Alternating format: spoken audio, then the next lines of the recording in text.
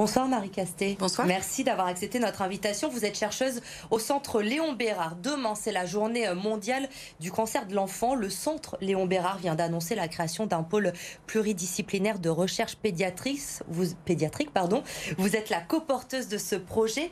Quel est l'objectif de ce nouveau pôle? Alors effectivement, demain c'est la journée internationale des cancers de l'enfant. Et en fait, en cancérologie pédiatrique, il y a deux challenges. Le premier, c'est de soigner plus d'enfants, puisqu'on estime que 30% des enfants ne peuvent être guéris de leur cancer encore à l'heure actuelle.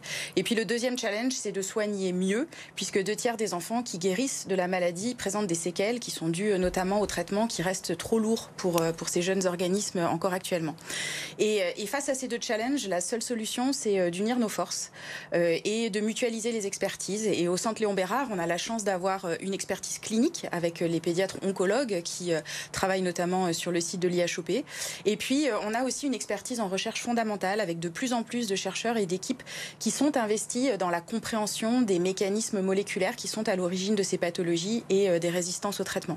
Et donc, on a décidé de mutualiser ces expertises et d'essayer de rentrer en synergie pour faire accélérer en fait la recherche de manière à transférer de manière plus efficace les connaissances qu'on acquiert du côté de la recherche fondamentale vers la clinique pour développer de nouvelles thérapies et de nouveaux outils.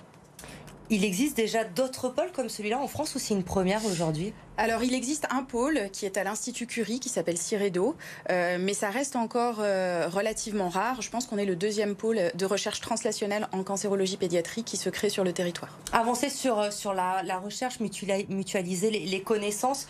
Aujourd'hui, nous sommes en retard sur la recherche en ce qui concerne les cancers de l'enfant. Je pense qu'effectivement, il y a eu une prise de conscience un peu tardive du fait que ces cancers présentaient des spécificités et qu'il fallait développer des axes de recherche particuliers et qui leur soient dédiés. Pendant trop longtemps, on a cru qu'il suffirait de chercher sur les cancers de l'adulte qui sont plus fréquents pour parvenir à soigner les cancers de l'enfant. On sait maintenant que ça ne suffit pas et qu'il faut vraiment s'intéresser aux caractéristiques précises de ces cancers qui, sous certains aspects, diffèrent de ceux de l'adulte pour parvenir à les guérir plus efficacement. Est-ce que l'un des enjeux aussi de ce pôle, c'est peut-être d'arriver à développer un peu plus, à mettre en place plus d'essais cliniques? Je lisais certains parents, notamment d'enfants atteints de cancer, disaient c'est compliqué aujourd'hui d'avoir des essais cliniques pour nos enfants. Oui, effectivement, c'est compliqué parce que les cancers de l'enfant sont rares à l'échelle de la recherche. J'insiste à l'échelle de la recherche, parce qu'il y a 2500 enfants qui sont diagnostiqués chaque année d'un cancer. Et le cancer, c'est la principale cause de mortalité par maladie après l'âge d'1 an. Donc, c'est pas rare en termes de santé, mais c'est rare à l'échelle de la recherche. Et du coup, effectivement, inclure des patients pour ouvrir un essai clinique, c'est compliqué. Et effectivement, ce type de pôle peut tout à fait permettre d'améliorer ces processus parce qu'en fait, on va notamment développer des outils, des modèles d'études des cancers pédiatriques qui peuvent nous permettre de cibler plus efficacement les médicaments qu'il faut faire entrer en clinique. Donc effectivement, c'est aussi un moyen d'accélérer le développement de ces essais. Aujourd'hui, il y a déjà des projets qui sont en cours dans ce pôle? Oui, il y a deux projets principaux. Le premier, c'est une plateforme de données, la création d'une plateforme de données qu'on appelle Share4Kids, qui vise à caractériser la signature moléculaire de ces cancers. C'est un projet qui est porté par le centre Léon Bérard et qui va bénéficier à l'ensemble de la communauté scientifique, puisque l'idée, c'est que cet entrepôt de données sur la signature moléculaire des cancers de l'enfant soit ouvert à tous les chercheurs. Donc on est dans une vraie stratégie de partage de données à l'échelle de l'ensemble de la communauté scientifique.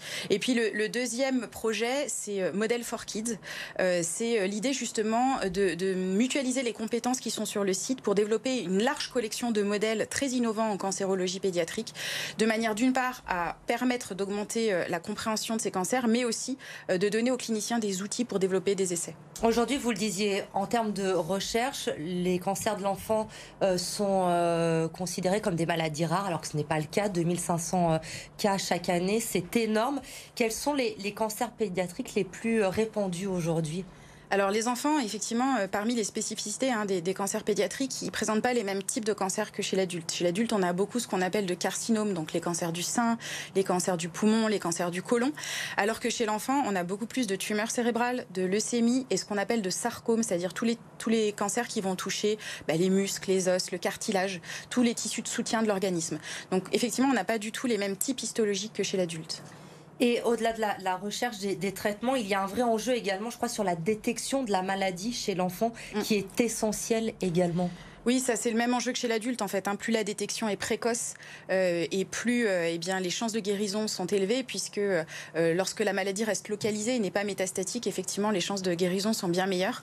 Donc là il y a deux enjeux. Il y a un enjeu en termes de prévention et on va lancer aussi des axes de communication auprès des jeunes notamment pour les inviter dès lors qu'ils ont une grosseur ou le sentiment d'avoir une fatigue anormale, etc. À en parler à leur médecin de manière à se faire dépister plus efficacement. Et puis il y a aussi des enjeux en termes de prévention et la santé environnementale notamment fait partie des axes de recherche de l'équipe Prospect. Parce qu'aujourd'hui c'est compliqué de détecter chez un enfant un cancer. En fait, le problème des cancers de l'enfance, c'est qu'ils vont parfois très vite. C'est-à-dire que contrairement à ceux de l'adulte qui mettent souvent plusieurs années à se développer, chez l'enfant, on a souvent des cancers qui arrivent très vite. Donc la phase d'errance médicale au cours de laquelle on ne sait pas exactement ce qui se passe, pourquoi l'enfant est fatigué, parce que c'est des signes parfois qui sont assez aspécifiques, qui ne sont pas spécifiques d'un cancer. Et bien du coup, il y a cette errance médicale qui, face à une maladie qui évolue très vite, peut conduire à un retard qui est préjudiciable pour la prise en charge des enfants. Est-ce que la crise sanitaire que nous vivons, on l'a entendu pour beaucoup de maladies, a eu un impact aussi sur la détection, la prévention, les traitements pour ces jeunes malades? Oui, alors effectivement, il y a des chiffres qui commencent à sortir et qui montrent qu'il y a eu un retard de prise en charge, qu'on voit arriver plus de patients là qui ont des maladies un petit peu plus avancées. Et puis que pendant toute la phase effectivement de confinement, on a eu un retard et une baisse de prise en charge des patients. Donc oui, et puis je crois que c'est important aussi de signaler que la pandémie, elle a aussi une conséquence sur le moral des patients puisqu'ils vivent pour l'instant complètement reclus dans les services hospitaliers. Il n'y a plus d'animation, il n'y a plus de visites, etc. Donc c'est pour ça aussi que cette journée de demain, elle est extrêmement importante en termes de mobilisation pour leur montrer qu'on est là, que les chercheurs sont investis, que les cliniciens sont investis, que les associations sont investies aussi à leur côté pour combattre cette maladie. Aujourd'hui, vous le disiez, la recherche avance. Le taux de guérison est plus important qu'il y a encore quelques années. Alors, le taux de guérison, il a beaucoup évolué dans les années 70-80 avec l'avènement des chimiothérapies. Ça a permis de faire un bond spectaculaire dans la prise en charge des enfants. On est passé de 20% à 60% quasiment en quelques années. Et du coup, ça a retardé aussi la mise en place de projets de recherche spécifiques parce qu'on s'est dit qu'en fait, on allait réussir très rapidement à guérir tous les enfants. Sauf que depuis 20 ans, on voit que malgré tous les essais cliniques internationaux, les courbes stagnent, c'est-à-dire qu'on n'arrive pas à guérir plus d'enfants. Et c'est pour ça qu'on s'est rendu compte aussi qu'il y avait des spécificités sur ces cancers et qu'il ne suffisait pas de chercher chez l'adulte pour retrouver chez l'enfant.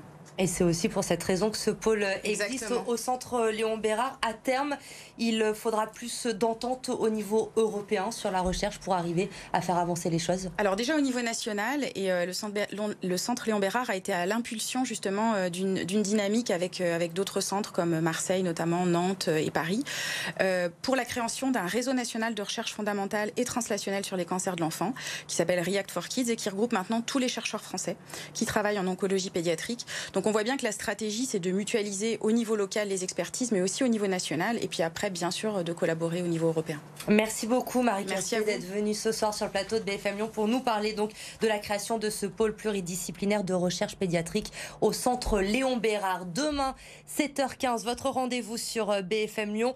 L'invité de Bonjour Lyon sera Julien Vidal, auteur du livre 2030 Glorieuse, à partir donc de 7h15 demain matin.